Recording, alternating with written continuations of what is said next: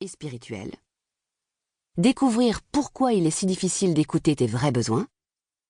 Reconnaître rapidement les blessures qui t'empêchent de bien te nourrir, autant au plan physique qu'au plan psychologique. Comment parvenir à écouter systématiquement les besoins de ton corps avant de t'alimenter.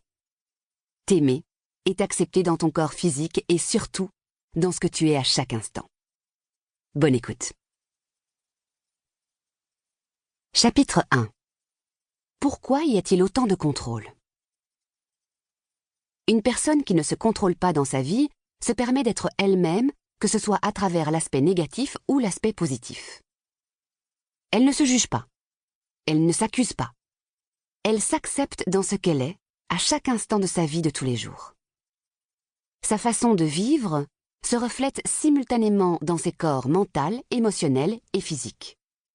Comme ce dernier est un corps plus tangible, plus conscient et plus visible, il est le corps par excellence auquel on peut se fier pour vérifier et apprendre ce qui se passe dans les deux autres corps, qui eux s'avèrent plus subtils. Le contrôle que nous exerçons tous à divers degrés et à travers différentes situations commence au plan psychologique.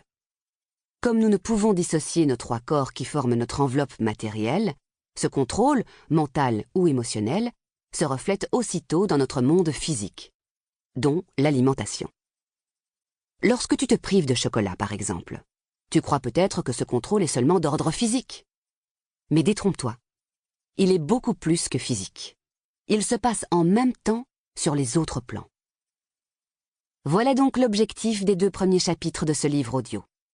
Devenir conscient des différents moyens de contrôle que tu utilises, ainsi que leur influence sur ton alimentation.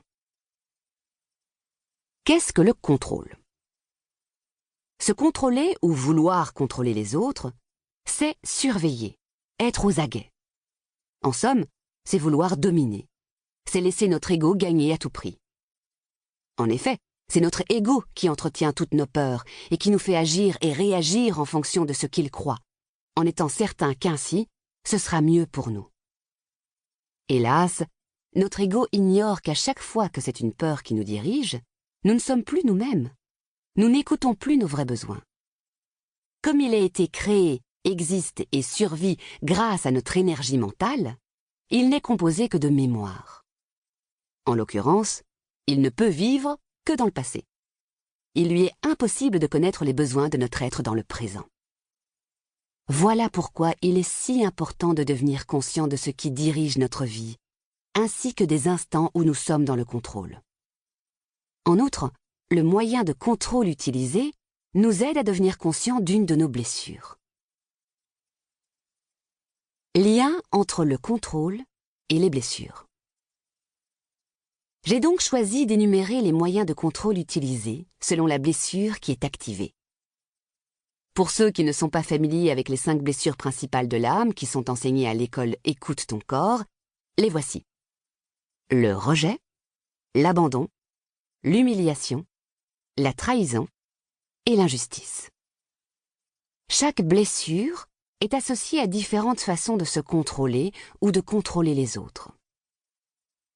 À chaque fois que ta vie ne se déroule pas dans la joie, le bonheur, la paix, l'harmonie, cela veut dire que chaque émotion, chaque peur, chaque malaise ou maladie, chaque problème vécu, autant du point de vue physique qu'émotionnel et mental, sont une indication qu'une de tes blessures a été activée et que tu es en réaction.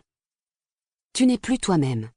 Cette blessure touchée du doigt te fait alors porter un masque qui est différent pour chaque blessure. Nous portons ce masque croyant être protégés de la douleur associée à la blessure. Pour en savoir plus sur ces masques et sur les blessures en général, tu es prié de te référer à mon livre à ce sujet, Les 5 blessures qui empêchent d'être soi-même. Je te rappelle que nous naissons tous avec la plupart de ces 5 blessures, mais à différents degrés. Ce sont ces dernières qui empêchent l'âme de retourner à la fusion avec l'esprit, à l'harmonie totale de l'être. Voilà pourquoi nous nous réincarnons sans cesse, pour en prendre conscience afin de leur permettre de guérir, nous aidant ainsi à redevenir nous-mêmes.